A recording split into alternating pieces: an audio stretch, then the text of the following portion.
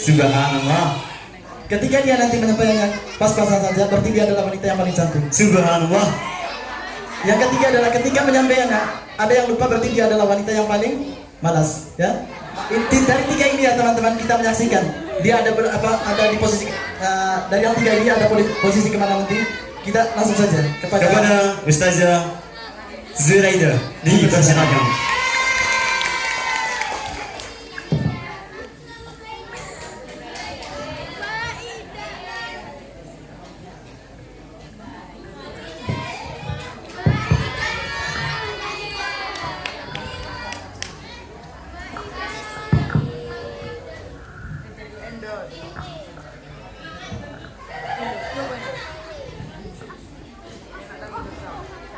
Assalamualaikum warahmatullahi wabarakatuh.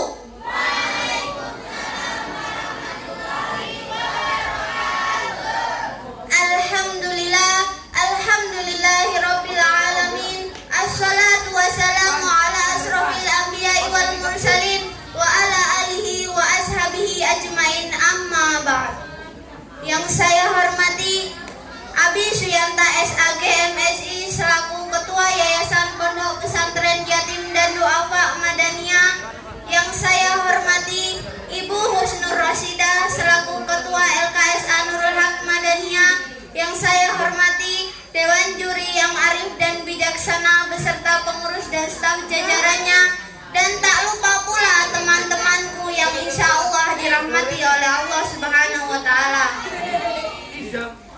Yang pertama-tama, marilah kita panjatkan puja dan puji syukur kehadirat Allah Subhanahu wa Ta'ala yang telah melimpahkan rahmat serta hidayahnya sehingga kita dapat berkumpul di tempat ini dengan keadaan sehat walafiat. Yang kedua kalinya, salawat beserta salam semoga tetap tercurah limpahkan kepada junjungan kita Nabi Agung Nabi Muhammad Sallallahu Alaihi Wasallam.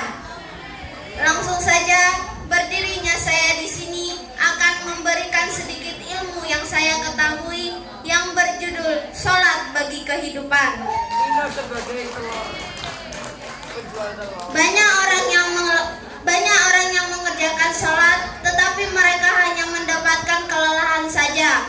Dalam arti mereka tidak dapat mengambil sedikit pun manfaat dari sholat. Gerakannya cepat tanpa tumaninah yang sesuai anjuran. Ditambah lagi bacaan yang tergesa-gesa dan pikiran yang kemana-mana. Sholat yang seperti inilah disebut dengan sholat yang sia-sia karena tidak sesuai dengan standar aturan. Mantap. Sholat seharusnya sebagai pertemuan sakral antara manusia sebagai hambanya dan Allah sebagai penciptanya. Dikisahkan dalam sebuah riwayat hadis bahwasannya dikisahkan dalam sebuah hadis bahwasannya Khalifah Ali tidak merasakan sakit sedikit pun saat sebuah panah menancap ke tubuhnya dalam keadaan sholat. Setiap muslim dianjurkan untuk bersabar dalam sholat. Apa alasannya? Ada yang tahu?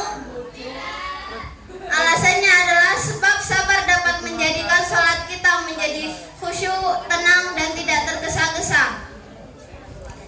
Dan kondisi inilah yang dapat membuat kita khusyuk dalam sholat. Tetapi kebanyakan dari kita tidak sanggup untuk melakukannya. Sebab apa? Aktivitas yang menumpuk sering kali membuat kita luput dari sholat yang khusyuk. Padahal Rasulullah Shallallahu Alaihi Wasallam sendiri pernah melakukan sholat dalam keadaan menggendong cucunya. Nah, berarti apa? Berarti sesuatu yang kita kerjakan semua tergantung pada niat dan usaha kita, bukan? Dalam Al-Quran telah dijelaskan arti khusyuk itu sendiri. Dalam Quran surat Al-Baqarah ayat 46 yang berbunyi, A'udzu billahi minasyaitonir rajim. Bismillahirrahmanirrahim. Alladzina yadunnuna annahum mulaqu rabbihim wa annahum ilaihi raji'un. Yang artinya yaitu orang-orang yang meyakini bahwa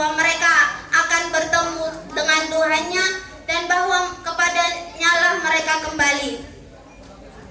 Apabila seseorang telah mencapai kekhusyukan dalam sholat, maka akan ditandai dengan beberapa ciri-ciri. Yang pertama yaitu menghargai waktu.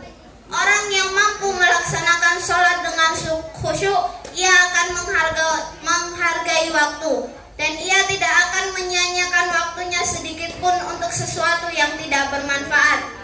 Yang kedua yaitu kebersihan lahir dan batin. Kebersihan hati dianjurkan ketika sholat, sementara sholat dianjurkan di tempat yang bersih dari najis.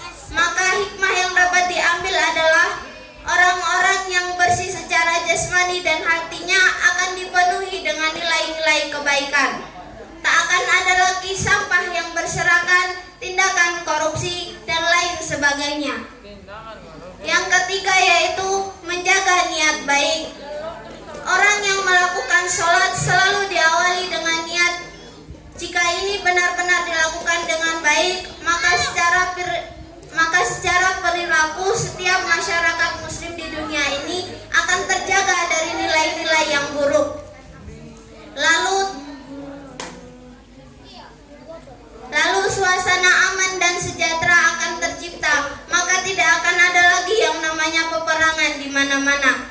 Yang keempat yaitu disiplin. Gerakan-gerakan dan tahapan-tahapan sebelum sholat sebenarnya secara tersirat mengajarkan bahwa sebuah prestasi gemilang hanya milik orang yang mau berdisiplin dalam menjalani kehidupan sehari-hari.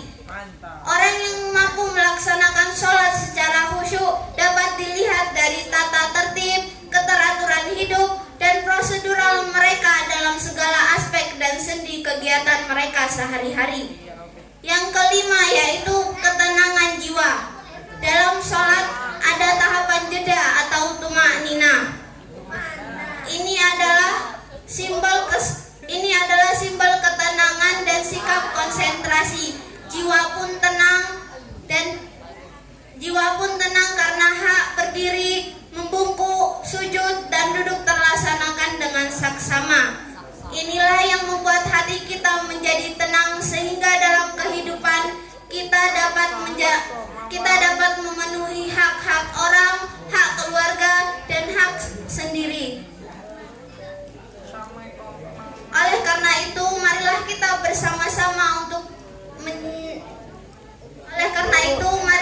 bersama-sama untuk mengerjakan sholat, tetapi dengan khusyuk, agar kita dapat memiliki ciri-ciri tersebut.